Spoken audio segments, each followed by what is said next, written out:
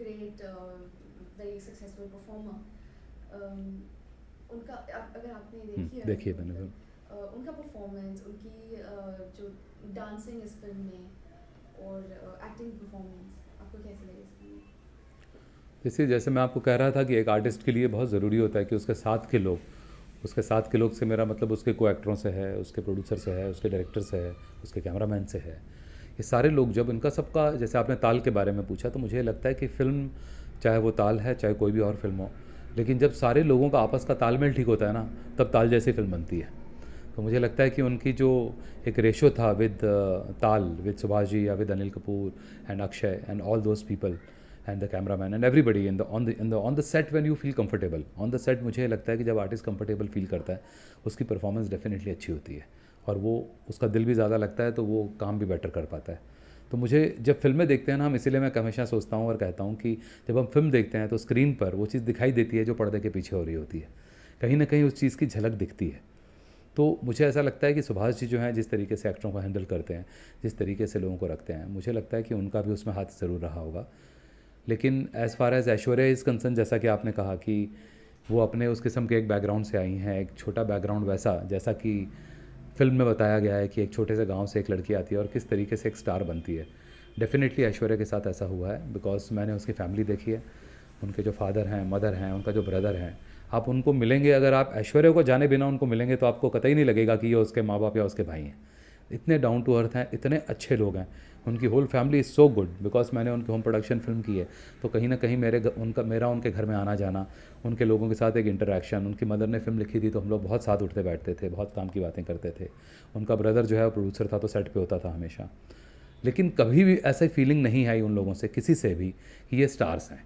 जबकि उस समय तक ऐश्वर्या राय बहुत बड़ी स्टार थी ऑलरेडी, और उसके बावजूद उनके फैमिली से या उनके पेरेंट्स से या उनके ब्रदर से किसी से भी ऐसी फीलिंग कभी भी नहीं आई कि ये स्टार फैमिली है। हमेशा ये फीलिंग आई कि ये कल्चरल फैमिली है, बहुत अच्छी फैमिली है। इनको उठना बैठना, लोगों से बात करना, तमीज़ रखनी, तमीज़ से बात पेश आना, और हर किसी इंसान के साथ अच्छे से बात करना, ये सारी चीज़ें उनकी फैमिली में सबके साथ हैं। तो मुझे ऐसा लगता है कि एक कल्चर का, जिस किस्म की फैमिली को आप बिलोंग करते हैं, वो असर जो है वो बच्चे में कहीं ना कहीं होता है।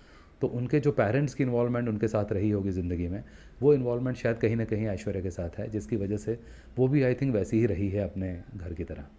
और उसने प्रूव किया है डेफिनेटली अपनी हार्ड वर्क से, अपनी मेहनत से। और जैसा कि फ़िल्म में दिखाया गया है कि वो कितनी स्ट्रगल के थ्रू जाती है और फाइनली स्टार बनती है, तो वो स्ट्रगल के थ्रू तो मुझे लगता है कि वो अपनी रियल लाइफ में भी गई होगी to become a star. That's why she is a star today. One of her first international projects जो था वो bride and prejudice, hmm, Gurinder Chadha की hmm, film, which was a very Bollywood musical love story. उनका और वो बहुत appreciate हुई हम्म। इस फिल्म में, उनका परफॉर्मेंस भी, not only in India but all over. तो your take on this film, उनकी परफॉर्मेंस और and being accepted not just in this country but all over the world. See globally जब हम बोलते हैं कि कोई भी फिल्म जो कि बॉलीवुड की फ़िल्म नहीं है, हिंदी फिल्म नहीं है, अंग्रेज़ी फ़िल्म है, तो उसकी पहली एडवांटेज तो ये होती है कि उसकी ऑडियंस बढ़ जाती है। इसीलिए क्योंकि वो ग्लोबली दिखाई जा रही है, वो हर जगह दिखाई जा रही है। और अंग्रेज़ी फ़िल्में जो हैं ऑलरेडी इस बात को हॉलीवुड जो है इस्टेब्लिश कर चुका है, अपने आप को इस बात में इस्टेब्लिश कर चुका है कि दुनिया की हर कंट्री में या हॉलीवुड की फ़िल्म करने की या बाहर की फ़िल्म करने की लोगों को, कि वो ग्लोबली ज़्यादा जाने जाते हैं। और Aishwarya, because of her background also, because she was a beauty queen basically, so because of the background people already knew about her a little bit, because of the magazines, because of the covers, because of all that thing, the personality which she's already got, already उसको वो चीज़ें मिली हुई हैं पहले से। और उसके बाद इस किस्म की फ़िल्म जो कि ग्लोबली ज़्यादा देखी जाती हैं, क्योंकि अंग्रेज़ी में थी, क्योंकि ऐसी फिल्में ज़्यादा देखी जाती हैं, तो उस बात का एक एडवांटेज मिला कि लोगों ने उस फिल्म को पहली बार में ही ज़्यादा देखा। लेकिन डेफिनेटली लोगों का जब फिल्म देखने का नज़रिया था वो ये भी था कि ऐश्वर्या पहली बार इस किस्म की फ़िल्म कर रही है, एक ग्लोबल फिल्म में वो काम कर रही है, एक हॉलीवुड की फिल्म में काम कर रही है, तो लोग देखना चाह रहे थे। क्योंकि ऐश्वर्या कोई छोटी स्टार नहीं थी जब उसने वो फिल्म की, वो ऑलरेडी स्टार बन चुकी थी, वो ऑलरेडी बहुत बड़ी स्टार है हिंदुस्तान की।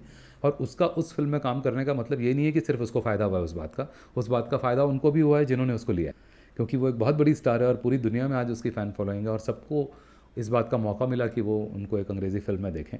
एंड आई थिंक वर्चुअली उसका फ़ायदा जो है फ़िल्म को हुआ। एंड परफॉर्मेंस वाइज जहाँ तक ताल्लुक़ रखती है चीज़, वो ये है कि एक एक्टर जब बात कर रहे थे कि वो आस्ते आस्ते आस्ते आस्ते चीज़ें करता रहता है, आस्ते आस्ते बात, ध्यान पूरा अपने काम में होता है, सीखता वो आदमी है जो पूरी तरह से और अपने आप को तरक्की देना चाहता है। और Aishwarya is one of those girls, like उसने हमेशा अपने आप को बहुत मेहनत की, अपने ऊपर बहुत ज़्यादा अपने आप को और ज़्यादा बढ़ाने की कोशिश की और ज़्यादा निखरने की कोशिश की। और परफॉर्मेंस में जो लोगों ने उसको एक प्लास्टिक फेस की तरह लोगों ने बिगनिंग में ट्रीट किया था कि नहीं नहीं परफॉर्मेंस इसकी अच्छी नहीं होती है, या इसने लोगों को इसके एक्सप्रेशंस जो हैं बहुत ब्लैंकनेस आती है और इस किस्म की, she had decided mentally that I will prove to people that they are wrong. And today I am so happy to see her that she is proved it कि they are wrong and she is right. And she's also become an international celebrity in a way, जो कांस में जाती है उनकी Correct, media coverage correct. बहुत अच्छी होती है, and she's managed to do that also. Ashwarya as an international celebrity. She is an international celebrity, and the best part goes to it because she is Indian, and I am so happy that she is an international celebrity being an Indian, because I am definitely proud of my country as she must be also. But the thing is कि ऐसा जैसा मैंने आपको कहा कि उसको एक जो बैक स्टेज उसका ऑलरेडी था पहले का, फिल्मों में आने से पहले का, उसको ऑलरेडी लोग जानते थे, उसको मीडिया के बारे में, उसकी कवरेज के बारे में, मीडिया को किस तरीके से टैकल करना या हैंडल करना है उन चीज़ों के बारे में, एज़ वेल एज़ जब वो फिल्म में पर्सनैलिटी बन गई, तो जब एक आदमी पर्सनैलिटी बन जाता है तो मीडिया वैसे भी उसके पीछे जाता है, मीडिया वैसे भी चाहता है उसको क्लिक करना, मीडिया वैसे भी चाहता है कि उसको जितना चाहे, जितना मैक्सिमम चाहे उसको मैगजीनों में या पेपर्स में उसको ले आए। तो ये चीज़ें जो हैं वो क्योंकि एक सेलिब्रिटी बन गई, एक पहले से उसका बैकड्रॉप ऐसा था जहाँ उसको पता था कि मैंने ये चीज़ों को कैसे लेना है अपनी स्ट्राइड में, और ऊपर से वो स्टार इतनी बड़ी बन गई, तो वो सारी चीज़ें जो हैं मिलजुल के उनका 1+1+1 होते चले गया। And today I think she can handle anything in the world, and she can handle any kind of interview, she can handle any kind of person, she can handle any kind of personality. आप उससे बड़े के बड़ा आदमी सामने ला के खड़ा कर दीजिए तो आपको ऐश्वर्या राय उसके सामने झुकी हुई नहीं लगेगी, बराबर की लगेगी। उसको पता है कि मैंने इस बात को कैसे मेंटेन करना है, उसको पता है कि मैं खुद क्या हूँ, और उसको पता है कि मैंने किस तरीके से लोगों के साथ पेश आना है। And she knows everything very very well, she is really learned it a lot, and that is the reason she is a celebrity today. Aishwarya as an actress, if you ask me as a director, then Aishwarya is an definitely a director's actor. But the thing is कि उसका अपना contribution बहुत होता है अपने काम में। मतलब अगर जैसे आप अगर कोई उसको काम बोलते हैं करने के लिए, एक डायरेक्टर उसको बोलता है कि अच्छा ये शॉट है, मेरे को ये फील चाहिए इसमें, उस फीलिंग के साथ साथ वो अपनी तरफ से सोचने की कोशिश करती है कि मैं इसको किस तरीके से करूं। हो सकता है अगर मैंने सोचा हो या किसी भी डायरेक्टर ने सोचा हो कि यहाँ पर वो लड़की सोफे पे बैठी है और इस किस्म का सीन कर दिए, हो सकता है वो करते करते एक आधी रिहर्सल के बाद आके आपको कहे कि मैं खड़ी हो सकती हूँ इस जगह पर, मैं ऐसे करके चल के ये लाइन बोल दूँ। तो उसका जो अपना कंट्रीब्यूशन है टुवर्ड्स दैट, वो डेफिनेटली ऑल द टाइम रहता है, वो हमेशा उसमें रहती है कि उसको ऐसे फील रहती है कि यार मैं अगर ये काम कर रही हूँ तो मेरा कंट्रीब्यूशन इसमें क्या है। डायरेक्टर ने मुझे एक सीन दे दिया है या कैमरामैन अपना काम कर रहा है, मेरा कंट्रीब्यूशन इसमें क्या है, सिवाय इसके कि हाँ मैंने एक परफॉर्मेंस देनी है। परफॉर्मेंस तो है ही एक्टर का काम, लेकिन उसमें कुछ ऐड कर सकती हूँ क्या, और वो जो एडिशनल चीज़ जो भी करती है वो स्क्रिप्ट के लिए कर लीजिए, उस पर्टिकुलर सीन के लिए या शॉट के लिए कर लीजिए, उसका ध्यान हमेशा उसमें बनाता है कि मैं कुछ जो मुझे कहा गया है मैं उससे वन अप करके कुछ बताऊँ। और जब भी मुझे ऐसा लगता है कि कोई भी एक्टर जो ऐसा होता है जो कोशिश ये करता है कि मुझे जो कहा गया है उससे बेटर करने की कोशिश तो करता ही है वो, लेकिन उसमें अगर वन अप कुछ एडिशनल करता है तो that is always an added advantage to the director and to the film which he always tries her best to do.